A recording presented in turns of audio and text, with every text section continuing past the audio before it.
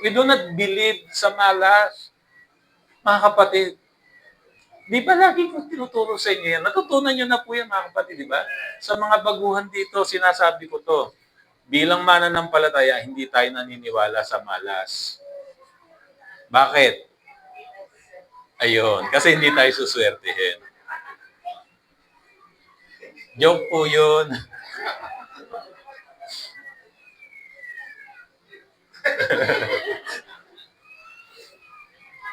Yan, ito naman si Ma'am Ruth eh. Nung natatanda ko sa baliwag tayo, ito sumisita lagi sa akin pag nag-joke ako. At tumatawa na lang pero hindi naman masyadong ano. Kaya siya tinignan ko. Ano, kunwari tuwan-tuwa siya. Hindi po, we do not believe in luck. Hindi tayo naniniwala sa malas, mga kapatid. Kasi God is a God of purpose. At pagka kasi, naniwala kang swerte ka, walang nabibigyan ng parangal, ng papuri. Natsambahan lang eh, naswertihan. Di po ba? Walang nabibigyan ng papuri. Pero hindi ka po swerte, pinagpala ka. You are blessed. Pag pinagpala ka, ibig sabihin may nagpala sa'yo. So somebody gets the glory. Alam mo, ibalik ang kapurihan sa Panginoon. Hindi ka natsambahan lang. Hallelujah.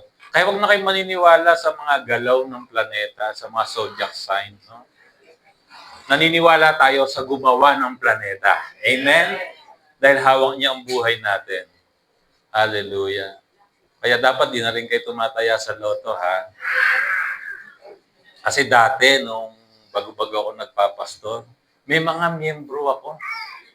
Nakikita ko doon sa tayaan, sa mall, sa gitna. Kami na nahihiya, kunwari, di na lang namin siya nakita. Meron pang isa, no? Dati pa to. Matagal na. Okay, mag-alala, wala rito. No? Kasi baka nagtitinginan nyo, iba, sino kaya dito yung binabanggit ni Pastor? Wala po dito. Yung iba, yung loto na ticket, iniipit pa sa Bible. Para daw, siguro pinagpe-pray, Lord. Alam, pag nanalo ka, ang daming natalo. Hello. Parang, alam niyo po yung binabanggit ko. Dapat, mga kapatid, kasi hindi tayo naniniwala sa swerte. Kaya kung meron pang susugal dito, no? I do not condemn you. Pero binago na kayo ng Panginoon. Hallelujah. Praise God. Sa totoo lang, akala nung iba kasi nananalo sila, pero pag kinuwenta mo, mas marami yung natalo. Yung iba, natutong mag-scatter. Ayun, na-scatter yung buhay. Diba? Pray ng Panginoon. Ba't ba tayo napunta dyan? Naririnig ko lang yun. Hindi ko alam kung paano yung scatter eh. Meron ba dito may alam no kung paano?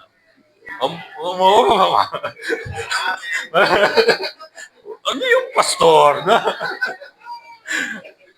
No, God is talking to you right now, mga kapatid. Now, again, we are not here to condemn you. Kasi wala namang iba magsasabi sa inyo at makakarinig dito kundi dito eh, mga kapatid. And God is talking to you right now. Hindi yan ang plano ng Panginoon. Alam natin, nakita naman natin, marami ng buhay ang nasira dahil diyan. Amen? At hindi yan ang plano ng Panginoon. And God still loves you even if you're doing that. Hindi nagbabago ang pagmamahal ng Panginoon. At itong kaisipan na ito, mga kapatid, ito magpapabago ng takbo ng isip natin na alisin ang mga bagay na yan na hindi nakakalugod sa ating Panginoon. Kaya nga sabi sa inyo, ang halaga na kilala mo kung sino ka na. Ikaw batuwid sa harapan ng Diyos. And if you really believe that you are righteous in the sight of God, iyan ang lalakaran mo. Because right believing produces right living. Ang tamang paniniwala magbubunsod ng tamang pamumuhay. Now again, it doesn't happen overnight. Eto na naman tayo. Baka mamaya pag-uwi na naman sa bahay, narinig mo si Pastor. Ha? It doesn't happen overnight. Allow the Lord to talk to us because only God can change our heart. Amen? But it is important that we hear it. Ay mahalaga na naririnig natin. Kasi dito nagsisimula. Hello? With our mind. Ma-realize natin, matimbang natin, at bumaba sa puso natin, yes, Lord, I will not do this again. I say, sorry, Lord. At alam ko, meron kang magandang plano sa buhay ko. Pinatawad ka na ng Panginoon. Amen? Praise God. Ewan ko ba, pagka mga ganitong bagay, parang wala tayong kamuwang-muwangan. Sabi ng Panginoon. Saka nag-iiba yung atmosphere. But I know, ang Diyos kasi, He will deal us because He loved us. Amen? Mahal kasi tayo ng Diyos eh. Ayaw niya na nasasaktan ang kanyang anak. Because when you sin, you are hurting yourself. Hello? You are not hurting God. Kasi kung nasasaktan ng Diyos sa tuwing nagkakasala tayo, tayo lang dito, gano'n na tayo karami dito. Baka si Lord ngayon aray ko po. No? Hello? Sa dami ng tao at na nagkakasala, baka sobrang sakit na inabot ni Lord. Mga kapatid, if you are a child of God, just like yung yung mga magulang natin dito, di ba? Our biological parents, di ba? Pagka nagkakamali yung mga anak, di ba mas unang nasasaktan yung mga magulang? Tama? Pero kasi sinabihan naman nila eh. Di ba? Sinabihan naman ng mga magulang. Ulit-ulit na nga, di ba? Kaya ang sinasabi ng mga anak nyo, Anli, no? Pero hindi mo sinunod, nasaktan ka. Hello? Mga kapatid, when we sin, you are hurting yourself, you are hurting your loved ones. That's why, stop it. Dahil mahal tayo ng Panginoon. Amen? So, that's number 1. Grace finds you anywhere. Number 2, grace leads you into a promised future. Ulitin ko po. Number 2, grace leads you into a promised future. Grace doesn't just take you out of something. It leads you into something much greater. Hindi ka lang basta inalis ng Diyos at manatiling ganon sa isang lugar. Mga kapatid, merong mas higit at dakilang pagdadalan at plano ang Diyos sa buhay mo. When God called Abraham, He wasn't just saving him from the past. He was inviting him into a future filled with promise. Mga kapatid, nung tinawag tayo ng Diyos, nung nakipag-isa tayo sa Panginoong Hesukristo, hindi lang tayo basta iniligtas ng Diyos. Hello? Kundi inimbitahan tayo ng Diyos na maranasan natin ang kinabukasan na punong-puno ng pangako. Hallelujah. Kasi kung ang plano lang ng Diyos, iligtas tayo, di sana nung tinanggap natin siya, namatay na tayo, uwi na tayo sa Kanya. Hindi po, meron pa pong magandang plano ang Diyos sa buhay natin, na ma-enjoy natin ang buhay na ito. Hello? Yun po yung plano ng Diyos. This life is meant to enjoy, not to endure. Yung iba kasi tinitiis na lang eh. Mga kapatid, gusto ng Lord, ang plano niya, hindi ka lang basta iligtas. Yes, ligtas ka na, tinanggap mo na si Kristo eh. Pero hindi lang yon, kundi nais niya na yung journey, yung buhay na ito, yung paglalakbay mula rito sa buhay na ito, patungo sa walang hanggan, na enjoy mo. Hindi po ba mga kapatid, yun po yung plano ng Diyos. Lahat po ito kasama sa tinapos na gawa ni Kristo. Binayaran ni Kristo sa krus ng Kalbaryo. Hindi po sinabi ng Lord doon. Di ba? Kasi ang kailangan lang naman para tayo maligtas, patawarin ang lahat ng ating kasalanan ay yung kanyang kamatayan, yung kanyang dugo. So mga kapatid, tigis na ng dugo ang Panginoong Jesus, ligtas na tayo, hindi po natapos doon. Hindi lang po yun ang binayaran ng Panginoon. Kaya nga sinabi niya, it is finished, paid in full. Hindi niya sinabing, sige mga anak, nag-down na ako. 20%, bahala na kayo mag-monthly ha. Hindi po sinabing niligtas ko na kayo, pero bahala na kayo sa buhay nyo. Diba? Diskarte nyo na lang yan. Ganun ba sinabi ng Lord? Niligtas ko naman na kayo, di pasalamat na kayo doon. Pero dito, after nyan, kanya-kanya na tayo. Hindi po ganun. Bahala kayo sa buhay nyo, diskarte nyo. Hindi po. Sabi ni Kristo, binayaran ko na lahat. Kaya nga yung every week, yung Holy Communion, inaalala natin, pinapahalagaan yung bugbog na katawan ni Kristo eh. Para saan ito? Para sa ating kalusugan, kagalingan. Mga kapatid, kasama yon. Kasi hindi mo ito ma-enjoy itong buhay na ito kung ba't ka naman ng sakit at karamdaman. Kaya nga bilang mananampalataya, pwede mong panghawakan at tayuan ang tinapos na gawa ni Kristo na dahil sa kanyang mga sugat, pinagaling ka na ng Panginoon. Amen? Hallelujah! Praise God! Hindi plano ng Lord na mabuhay ka, natiisin mo na lang. Ay nak, magtiis ka na lang. No? Tiisin mo na lang yung high blood mo. Tiisin mo na lang yung diabetes mo, anak, ha? Yung mga arthritis, rayuma, no? Yung cancer, anak, tiisin mo na lang. Mga kapatid, bilang mananampalataya, binayaran ni Kristo maging ating kagalingan at kalusugan. Pwede mong angkinin. Hallelujah. Praise God. Ito pong buhay na ito ay punong-puno ng pangako ng Diyos. It wasn't just about living in the life of Abraham. It was about stepping into a destiny that would bless many. Kaya po sabi ng Diyos, God said, I will bless you and make your name great. And you will be what? A blessing. Grace doesn't just save you. It leads you. It doesn't stop with salvation. It takes you toward real change. Hindi ka lang niligtas ng Diyos. Listen to this. Binago ka rin ng Diyos. Sabi ng 2 Corinthians 5:17, if anyone is in Christ, are you in Christ?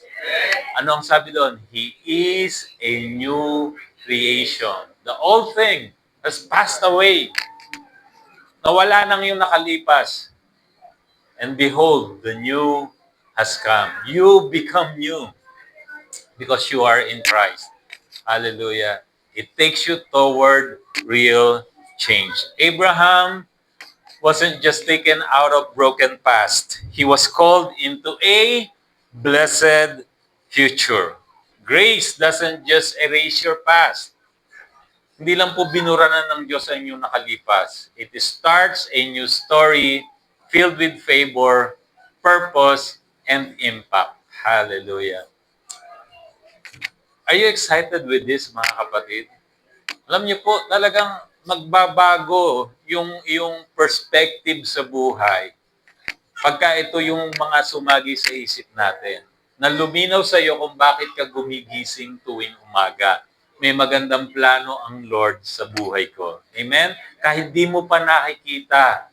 Hello? Kahit di mo pa nakikita, manampalataya ka.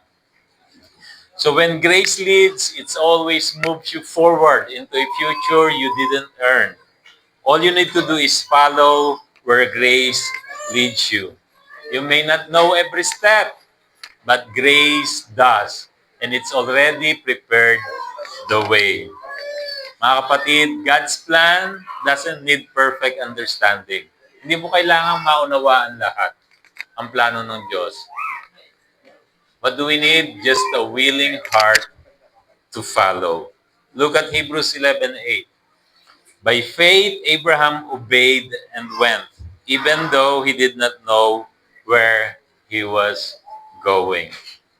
What Abraham couldn't see. Yung hindi po nakikita ni Abraham, grace has already made ready. Inihanda na ng Diyos sa kanya. What he didn't understand, yung hindi niya naintindihan, grace had already planned. That's how grace works. Mga kapatid, hindi mo natin maintindihan ang lahat ng bagay, but trust the heart of God. He is too good to be unkind. He is too wise to be mistaken. If you do not trace His plan, just hold His hand and trust His heart. May mga bagay sa buhay talaga na ito that sometimes we don't understand. Hindi natin maintindihan ano ba talaga ang plano ng Diyos sa buhay na ito. And sometimes, you just want to go home with God. But God is telling you right now, not yet, my child. I still have a better plan in your life. Amen? Hallelujah. It goes ahead of you, clears the way, and turns the unknown into a grace-filled story. That one day will come na ang kwento mo, ang dami mong kwento na punong-puno ng biyaya ng Diyos. A grace-filled story na kung saan ka dadali ng Diyos, na narating mong mga lugar na ito,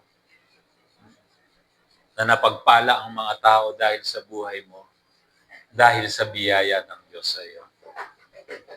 Mga kapatid, tell your story to other people. Alam ko po, bawat tao na kay Kristo, merong kwento.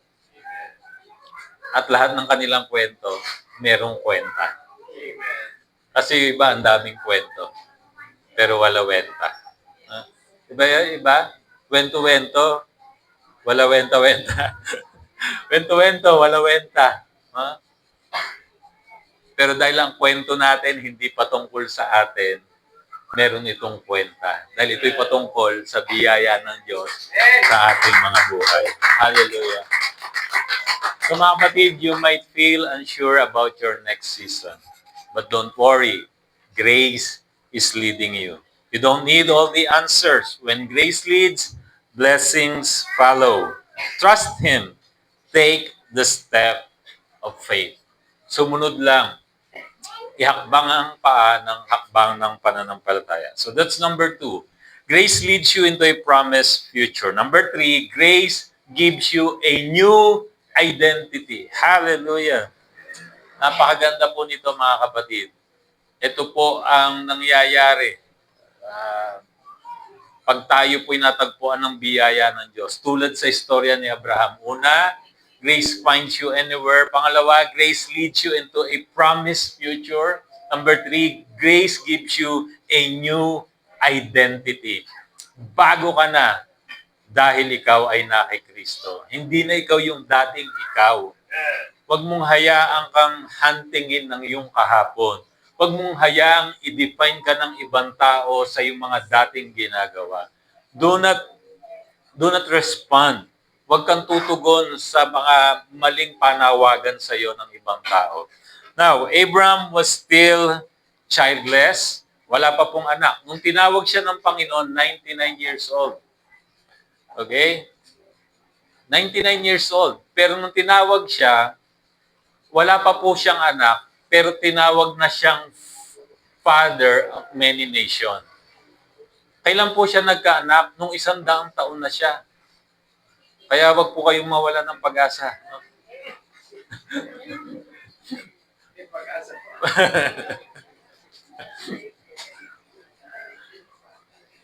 Himala ng lahat ng himala. Pero we believe nothing is impossible with God. Amen? Hallelujah.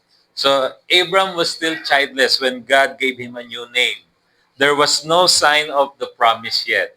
Diba? Nung pinalitan na yung pangalan niya, pero wala pang senyales na siya magiging tatay ng marami. Dili mo tinawag kang tatay ng maraming bansa, wala kang anak.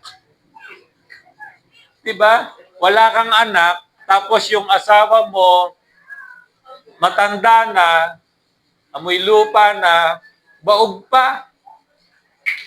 Pero tinawag ka na ng Diyos, binigyan ka na ng bagong identity ng Diyos. Kaya nga ito'y tinatanggap sa magitan ng pananampalataya.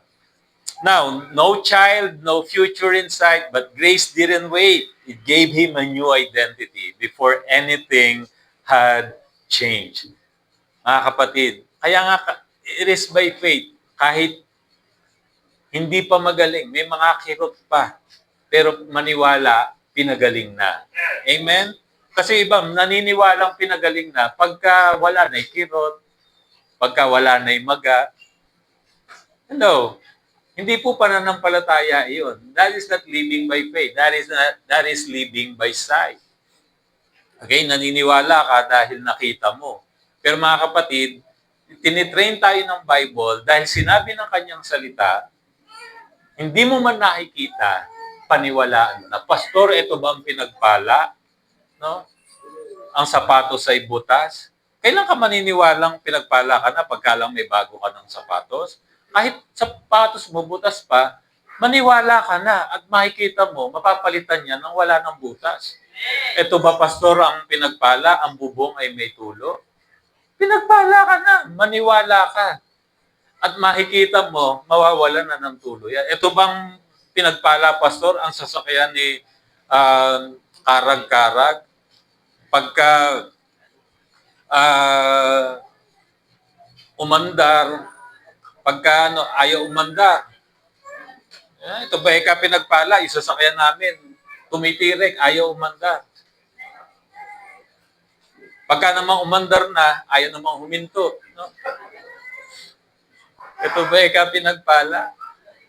Maniwala ka, pinagpala ka na ng Panginoon.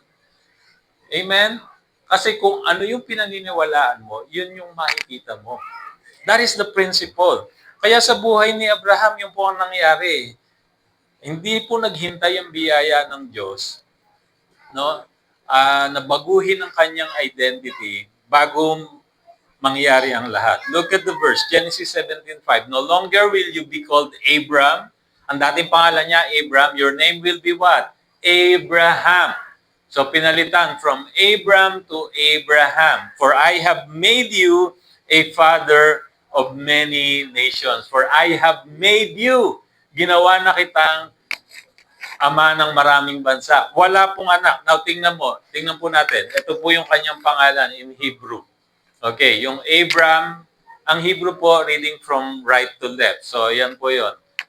Aleph, Bet, Resh, Mem. So, yan po yung kanyang original na name.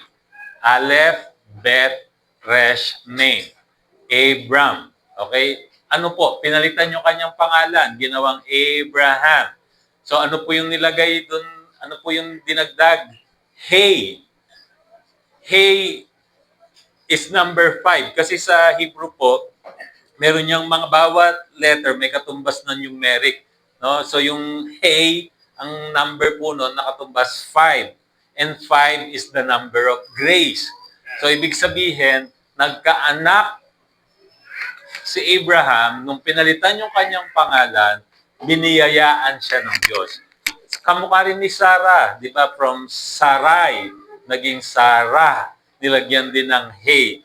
Mga kapatid, nabago ang buhay dahil natagpuan ng biyaya ng Panginoon. Just like our lives today, mga kapatid. Ang buhay natin ay binago ng Diyos nang tayo natagpuan ng ating Panginoong Jesucristo. In that moment, grace changed who He was, not because of what He had done, but because of what God had declared over Him. I have made you a father. Kaya po mahalaga na tingnan natin, ano ba ang sinasabi ng salita ng Diyos, dinideklara ng Diyos patungkol sa atin. Kaya nga, ano bang deklarasyon ng Diyos sa atin? Dahil tayo na kay Kristo, tayo pinagpala na, tayo pinaburan, tayo matuwid sa kanyang harapan, tayo ay banal. That is why we need to listen to the Word of God. Hallelujah. Grace sees what you can become. Look at this. Listen to this, mga kapatid. Others may define you by your past or present struggles, but grace is your God-given future. Abraham's story shows us that when God gives you a new name, He also gives you a new identity and a new future. Now, do you believe that, mga kapatid? Do you believe na merong ginawa na ang Diyos sa buhay natin? Do you believe that your next season is coming? Can we declare this? My next season is... Minsan pa, sabay-sabay. 1, 2, 3, go. My next season is coming. Ito po, bigkasin natin. In Christ, In Christ, my next season is coming. do you believe that? Amen. Hallelujah. God didn't call him Abraham after the promise came to pass. He called him Abraham so that the promise would come to pass. Kaya nga kahit meron pang nararamdaman, ideklara mo na, pinagaling ka na ng Panginoon. Kahit na masakit ang one-hood. No?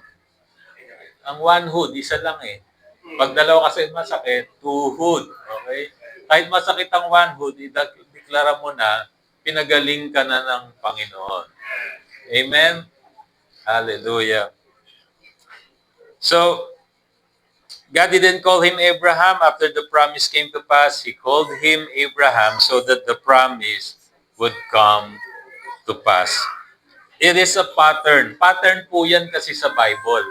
Tinatawag muna ng Diyos, binabago muna yung pangalan, actually, dinideklara ng Diyos kung sino sila, saka yun po yung nangyayari. Tingnan natin mga halimbawa. Sa buhay po ni Gideon, in the life of Gideon, di ba? Ano sabi ng Diyos sa kanya? You mighty warrior. Sabi ni Gideon, sino sinasabihan ni Lord nito? Di ba? Kasi si Gideon sabi niya, kami yung pinakamaliit na angkan. Ako ang pinakamahina. Pero tinawag siya ng angel of the Lord, you mighty warrior. Sabi niya, sino? No? Baka nagkakamali ka. No? Kaya mga kapatid, pattern ito sa Bible. And then he became a mighty warrior. Also in the life of Jeremiah, di ba? Sabi ng Bible, you are a prophet at the young age. So idineklara ng Bible, and then yun po yung nangyari. Also in the life of Mary, tinawag siya ni Angel Gabriel, Charito, blessed and highly favored. Pero mga kapatid, hindi pa niya pinapanganak ang Panginoong Hesukristo nung tinawag siya ni Angel Gabriel. Pero mga kapatid, yun yung nangyari sa kanya. So nakita natin yung pattern. Also last, si Simon. Kilala niyo po si Simon. Yan ang dati niyang pangalan. Ang meaning kasi ng Simon, talahib. Ibig sabihin ng Simon, talahib. Hahapay-hapay. Diba? Pero tinawag siya ng Panginoon, pinalitan ng pangalan niya na Peter. Means rock. Okay? Steady. Pero tama ba? Hindi naman naging bato si Pedro Diba? Nung pinagkanulo niya ang Panginoon, ano to? Talahib pa rin. Di po ba? Hapay-hapay pa rin. Pero mga kapatid, sa Acts chapter 2, siya po yung kauna-unahang evangelist na nag-preach, 3,000 got saved. Talahib pa po ba? Hindi na. Mga kapatid, nabago ang buhay dahil diniklara ng Panginoon. Amen? Binigyan ng bagong identity. Tulad ng bawat isa sa atin, mga kapatid, grace calls you righteous even when you struggle, when you still struggle. It calls you beloved even when you feel unworthy. Mga kapatid, even when you struggle, nandun tayo sa mga kahinaan natin, pero tinawag tayo ng Bible na matuwid. Hallelujah. So start to believe that truth.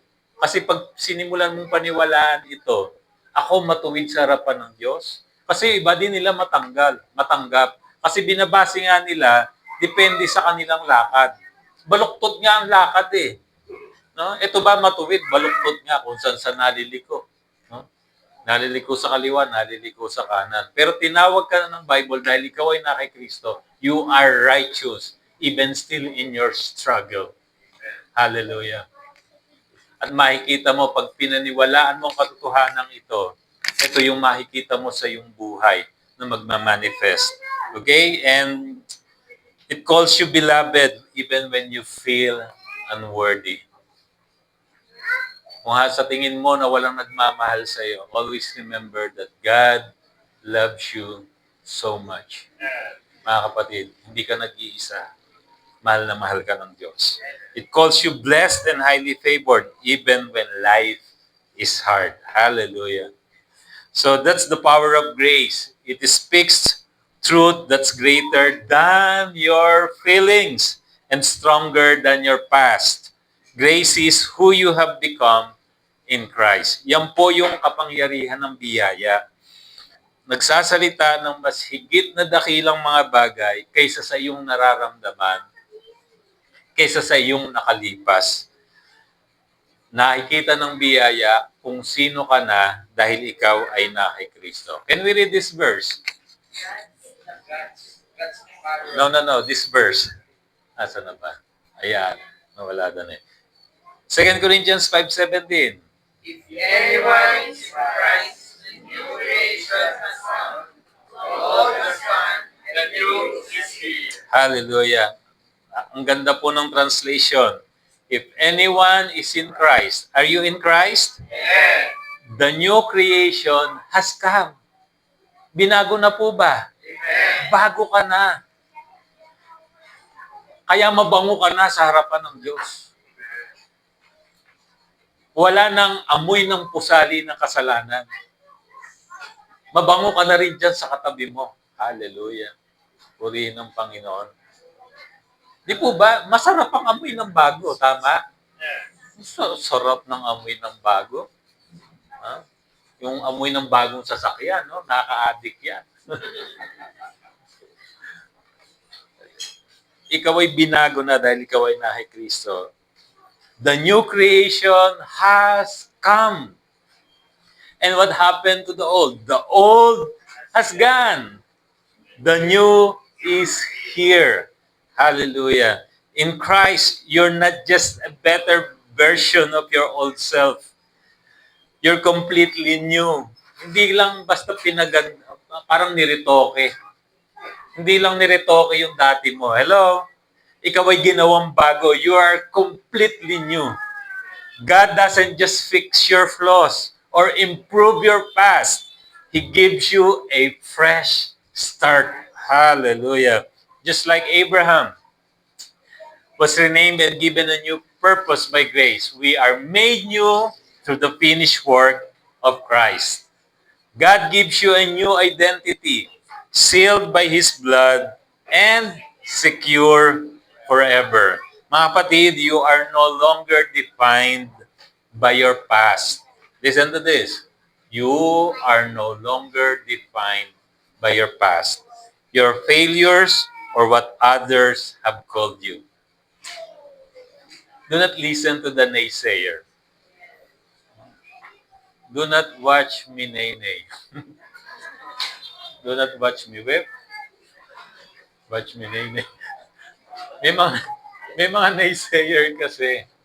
No? Natatawagin ka, babran ka sa dati mong pagkatao.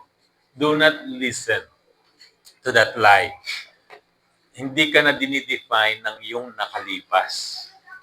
Hallelujah. Kasi, ano yan i-accuse ka ni Satan. Ito ka Sinasabi mo, ikaw yan. Hindi, ito ka. I-confront mo siya. Ako yan nung wala pa ako kay Kristo. Dahil ako'y na kay Kristo na ako isang bago ng nilalang. Amen?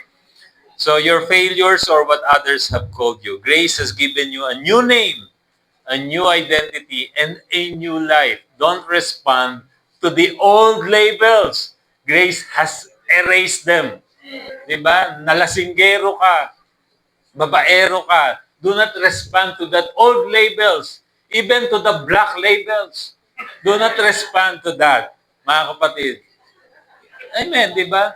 Minsan kasi tatawagin ka pa rin yan Boy, lumapit ka. Di ba? Minsan, hindi na, dati, tumutugon ka doon. Andyan ako. Tumatakbo ka pa. Ah, hindi ka na talaga. Oh. Baga, hindi na hindi ka na tumutugon. Kasi binago ka na ng Panginoon. Amen? Kasi patay ka na sa kasalanan. Pag kinikindatan ka ng kabayong pula, kabayong pula, hindi niyo po alam yan. Diba, minsan kumikindat yun eh. Do not respond. Hindi na ikaw yan. Binago ka na ng Panginoon. Again, here we go again. No? Ito po ay proseso na ginagawa ng Panginoon sa atin. But always believe that God has already changed you. You are who God says you are. Doon po tayo maniwala kung ano na tayo at sino na tayo na sinasabi ng Diyos. Anong sabi ng Diyos sa atin? You are new, you are righteous, blessed, and highly favored. Let go of shame, guilt, and fear. In Christ, the old is gone, and the new has come. Walk in your new identity